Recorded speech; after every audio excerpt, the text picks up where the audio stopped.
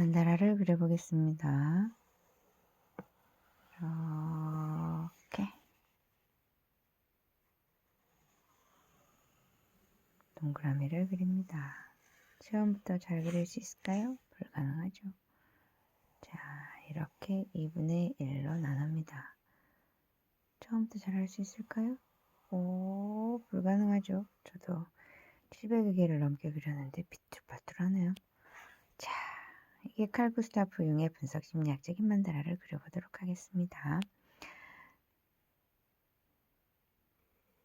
자, 이제 이렇게 그었어요. 그럼 어디로 갈까요? 네, 이렇게 하는 거죠. 자, 이렇게 했어요. 그렇다면 이렇게 하는 거죠.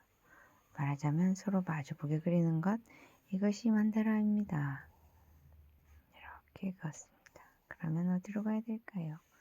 쭉 이렇게 가는 거죠. 카메라를 보고 하려니까 어지럽습니다. 쭉 이렇게 쭉 이렇게 정확하진 않지만 이런 식으로 서로 마주보게 하는 거예요. 자, 이렇게 있으면 또 이렇게 그리면 이렇게 칼융의 분석 심리학적인 만다라는요, 직접 그리면서 느끼는 거예요. 그래서 사실 우리가 원을 그릴 때는 정확히 해야만 한다라는 강박을 가지고 있지만 실제로 정확하게 그려지지 않습니다. 왜냐하면 손이 그리는 거니까요. 그렇겠죠.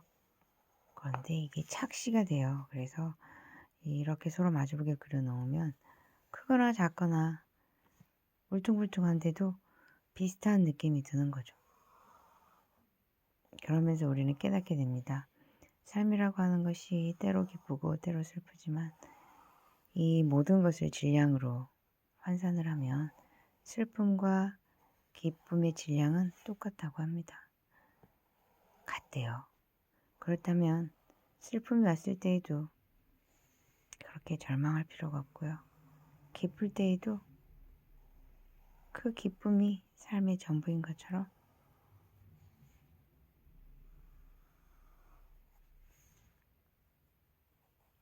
생각하지 않는 연습이 필요하다는 거죠.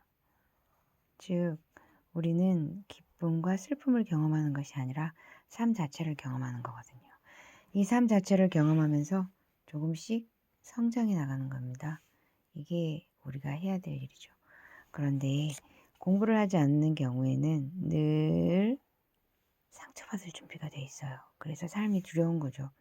삶이 두렵기 때문에 누군가가 나에게 어떤 액션을 취하면 그것이 나에게 상처를 주는 것이라고 착각을 하게 되는 거죠. 이런 감정적 습관에서 벗어나는 연습이 신기하게도 이 만다라를 그리면서 가능하게 됩니다. 왜 어떻게 가능하게 될까요? 칼융은 인간의 의식은 5%의 의식과 95%의 무의식으로 이루어져 있다고 이야기합니다. 5%의 의식과 95%의 무의식. 그런데 이 의식과 무의식이 조화를 이루어야 되는데 조화를 이루지 못하는 거예요. 언밸런스한 거죠. 무의식적으로는 왼쪽으로 가려고 하는데 의식은 오른쪽으로 가야만 된다고 생각하는 거예요. 이 괴리가 정신병, 우울증, 신경증, 기타 등등의 질병을 만들어내는 거죠. 그래서 우리는 생각하게 됩니다. 우리가 이런 상황, 우울하고 불안하고 화가 나고 신경증적인 이런 상황들을 벗어나기 위해서는 무엇을 해야 할까?